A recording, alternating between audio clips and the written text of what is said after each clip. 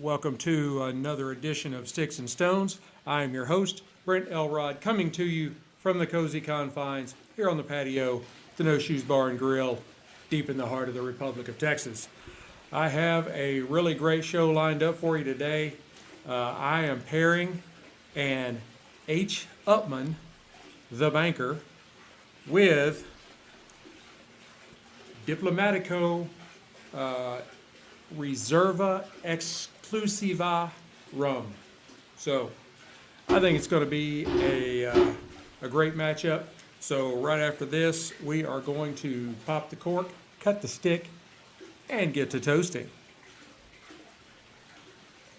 Now, H. Upmann is, it's one of those classic names in the cigar industry. This cigar has its origins back in Cuba, where Herman Upmann founded his first cigar factory in 1844. He ended up going bankrupt, or the company did, in the 1920s, and kind of got resurrected. But anyway, the next big, massive thing was the Cuban Revolution, and that led to the communist country, the nationalization of all the Cuban cigar companies, including H. Upmann. That's the way communism works. You're not allowed to own anything yourself, but that's political. As a result, the brand moved to the Canary Islands, which is over just off of Europe or Africa, somewhere over in there. But was then moved again to where it is today in the Dominican Republic. Today, the brand is owned by Altadas, and the end result is there are actually two H. Upmanns. There is the Cuban H. Upmann that makes and sells Cuban cigars, owned by the government, and then there is the Dominican H. Upmann, which makes non-Cuban cigars. So, the banker is, it's made featuring a filler of Nicaraguan and Dominican tobaccos. The binder is a Nicaraguan jalapa, and the wrapper is a beautiful Ecuadorian habano. And I hope I got all those right in the right order. I think so. Filler Nicaraguan, Dominican binder, Nicaraguan jalapa, wrapper Ecuadorian habano. Pretty sure I got that right. This particular vitola, they call it the annuity. It's a Toro. It is 6 by 52 on the ring gauge. Now, visually, it is a medium to dark brown. It's got a slight oil sheen to it, but it's pretty smooth. The seams, I was looking a second ago, I mean, the seams are basically invisible. I may pick up a little bit there, but really more is the, maybe that can be picked up on camera on the live stream. There is some pretty pronounced veining on this wrapper. Now, on the nose,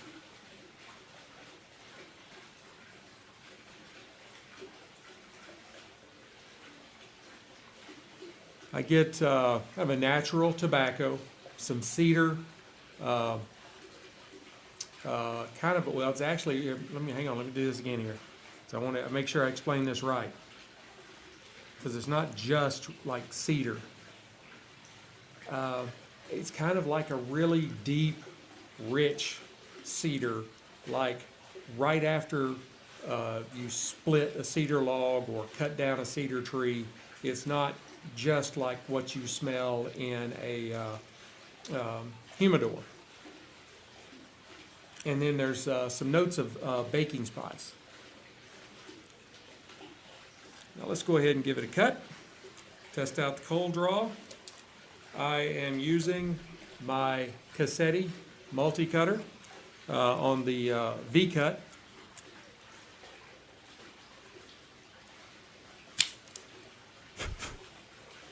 Very good cut. Got tobacco everywhere. Now, on the cold draw.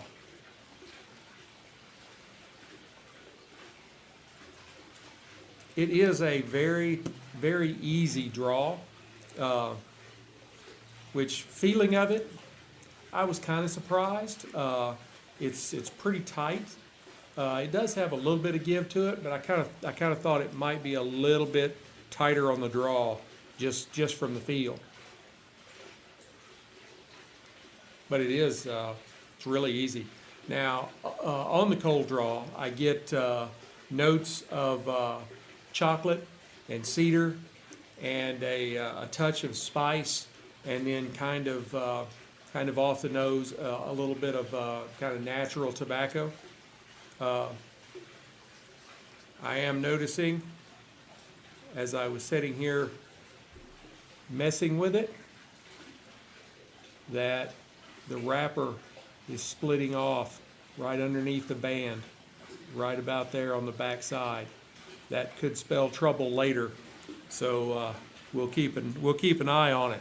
I've never smoked an Upmann that I recall, and I would really hate for my first immersion into the brand to not come out very well. That would really keep me from smoking too many more of them. So, but anyway, on to the Diplomatico Reserva Exclusiva. This is a Venezuelan rum. It is a non-age statement, but they do make claims that it is aged up to 12 years, but officially it's a non-age statement. The ABV is 40%, so it's 80 proof, and it is distilled from sugarcane juice and molasses. So I'm expecting a lot of sweet, and they use column, kettle, and copper stills for distillation, and then the rum is aged in bourbon and malt whiskey barrels. So I'm expecting some really good things out of this. Cork pop, love those. That just, I mean, you look at that pour, that pours thick. Oh, I like the little ring. I like that. Love this glass. This is from the folks over at out the Dalmore Scotch. Love Dalmore 12-year. They make a 15-year and a cigar malt that I think is 15-year, and then an 18-year, and then I think there's something above that, but I typically don't even get that far. But for my taste, the 12-year is the absolute best. It's all really good, but I don't know, there's just something about the Dalmore 12 that I just really like. But that's not this. Let's go ahead and get into this one. Now, visually, those of you on the live stream can see, I mean, this is a really deep reddish copper color. It's really not what you think of when you think of rum. I mean, most rums are clear. You do have some dark rums, but this is not typical to me of rum.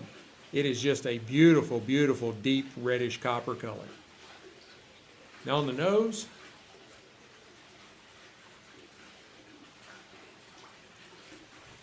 there's no alcohol burn in the nose at all. There is heavy notes of vanilla, kind of a rich milk chocolatey, kind of like Hershey's chocolate. There's notes of raisin, give it a little more swirl. And then there's also kind of underneath it, there's some light florally notes and a little bit of baking spice in the background. Now on the palate, I love rum.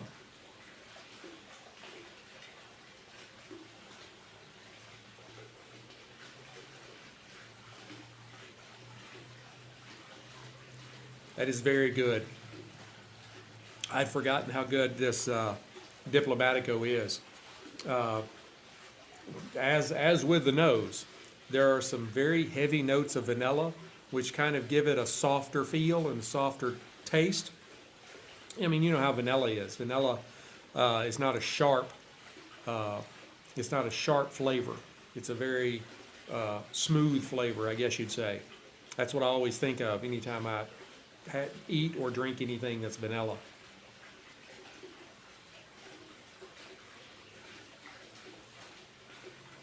It really kind of coats your tongue, and it is just rich and sweet, and there are some more hints of baking spice and floral on the palate.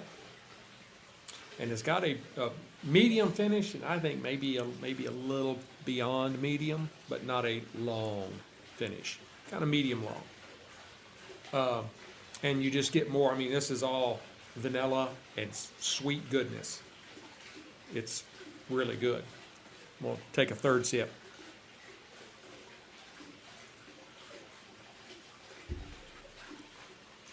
Wow, that is very, very good. All right, now it's time to try them together. But yeah, anytime you're making anything out of cane juice and molasses, it's going to be sweet.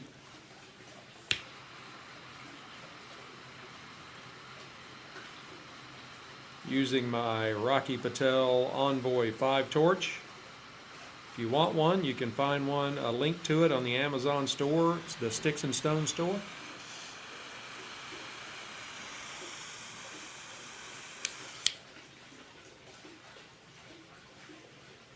Copious amounts of smoke coming off of this stick.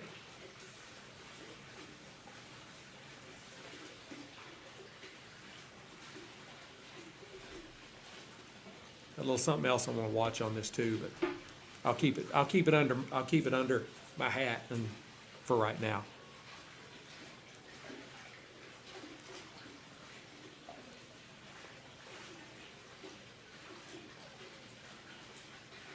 I get kind of espresso, some raisin, a little cedar and herb, and then just a touch of spicy pepper, and then more pepper on the retro.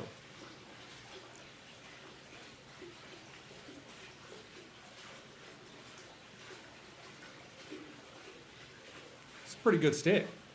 I mean, I've mentioned construction issues, but as far as the smoke, so far this is a good one.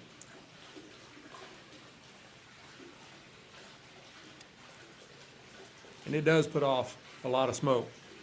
Let's try them together.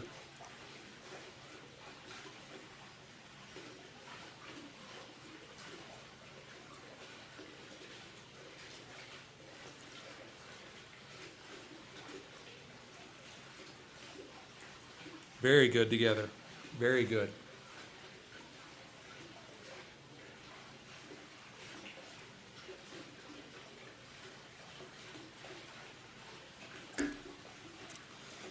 What I get, like right away, the heavy sweet vanilla note from the rum is just swirling around the espresso and the raisin notes from the stick. And this, really, I'm more relaxed already. I mean, this is one of those like relaxing pairings, kind of like the Dalmore with the Rocky Patel 60. That one, that puts me in a really good place to just chill. I think these are going very well together. I'm going to go ahead and burn this down to the halfway mark, and I will come back and give you an update. Hey, Stoners, I am back here at the halfway mark. The espresso seems to have kind of pulled back a little bit. It's kind of more like a, I don't know, maybe like a light coffee note now.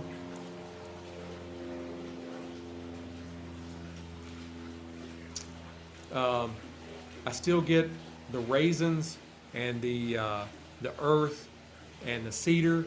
That's kind of started taking the lead more.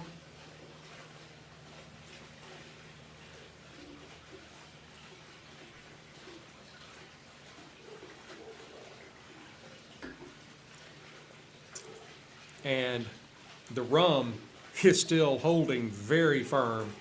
It is a great match for this cigar. I'm still live streaming on YouTube, Facebook, and Twitter. So if you're not on the live stream, man, you're missing it, because I went extra innings today. They're all still there with me. I've had quite a bit of construction issues with this stick.